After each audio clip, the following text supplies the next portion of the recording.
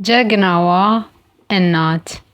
ተረቱን ከመጀመራችሁ በፊት ሰብስክራይብ፣ ላይክ እና ሼር በማድረግ እንድትጀምሩ በትህትና እናሳስባለን።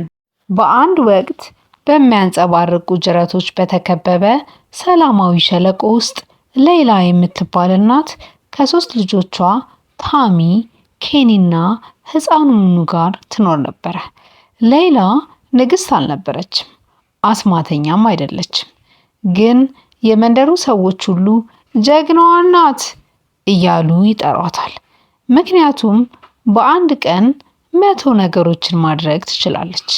ቁርስ መስራት፣ የተበላሹ አሻንጉሊቶችን ማስተካከል፣ የሚያለቅሱ ህፃናትን ማባበል፣ አትክልት መትከል፣ ቁጥሮችን ማስተማር፣ የተቸገሩ ጎረቤቶችን መርዳትና ልጆቿን በፈገግታ ለመሳም ጊዜ አላት።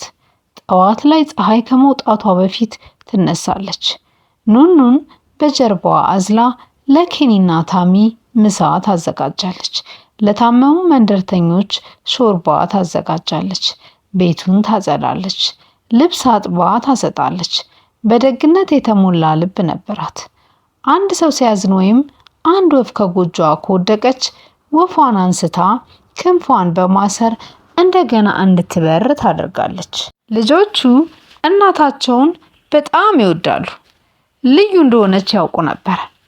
አንድ የጸደይ ወቅት ማለዳ በሸለቆ ላይ ጥቁር ደመናዎች ተሰበሰቡ። የሰማዩ ነጎድጓድ ጮኸ። ዛፎቹ በነፋስ ተወዛወዙ። ዝናቡም ከሰማይ ይዘንባል። በድንገት ወንዙን ለመሻገር ብቸኛው መንገድ የሆነው የመንደሩ ድልድይ ለ2 ተከፈለ። ሰዎቹ ወደ ውጪ ሮጡ። ወንዙ ወደ ዱር አውሬነት ተቀይሮ ነበር። ድልድዩ መሃል ላይ ተሰብሯል። እናም በሩቅ በኩል ያለው ማንኛውም ሰው ማዶ ቀርቷል። ፍየሌ በወንዙ ማዶ ተጣበቀች አለ አንድ ልጅ እያለቀሰ። ልጄ ከሌላው ወገን አልተመለሰም አለ አባት በጩኸት። ምን እናድርግ አሉ መንደርተኞቹ። ማንም አልተንቀሳቀሰም። ወንዙ በጣም ጠንካራ፣ በጣም ጥልቅ ነበር። ከዚያም በተረጋጋ ድምፅ እኔ ሄዳለሁ አለች ሌይላ። አያቺም በጣም አደገኛ ነው አሏት መንደርተኞቹ። ሌይላ ግን ሕፃኑን ኑኑን ለታሚ ሰጠቻትና በወገቧ ላይ ጠንካራ ገመድ አሰረች።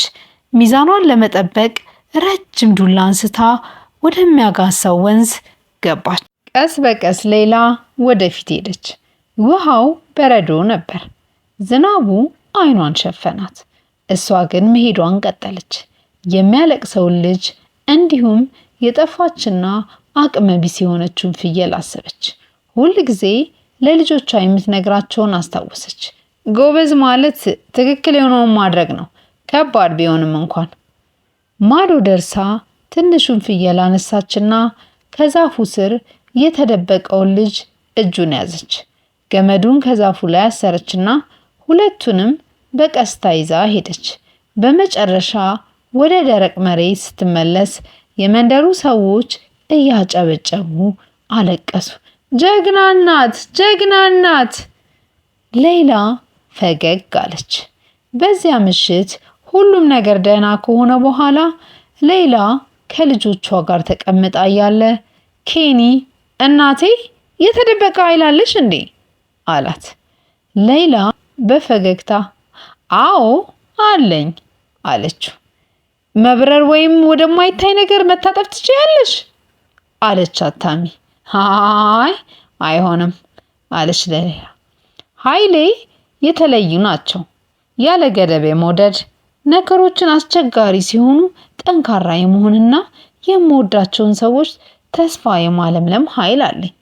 ልጆቹ በዚያ ምሽት አንድ አዲስ ነገር ተረዱ። እናታቸው ዘውድ አያስፈልጋትም። ጥንካሬዋ በልቧ ውስጥ ነው። ከዚያን ቀን ጀምሮ በመንደሩ ውስጥ ያሉ ሁሉም ሰዎች እውነተኛ ጀግኖች ሁል ጊዜ በታሪክ መጽሐፍት ውስጥ እንደማይመሰሉ ያውቃሉ። አንዳንድ ጊዜ ህፃናትን በጀርባቸው ይሸከማሉ። አንዳንድ ጊዜ ፍየሎችን ከወንዙ ያድናሉ። ለታመሙ ምግብ ያበስላሉ። እናም አንድ ሰው ትኩሳት ሲይዘው ሌሊቱን ሙሉ ያድራሉ። አንዳንዴ እቅፋቸው ውስጥ ያስገባሉ፣ ፍቅርን ይሰጣሉ። ምንም ቢፈጠር ደህንነት እንዲሰማዎት ያደርጋሉ።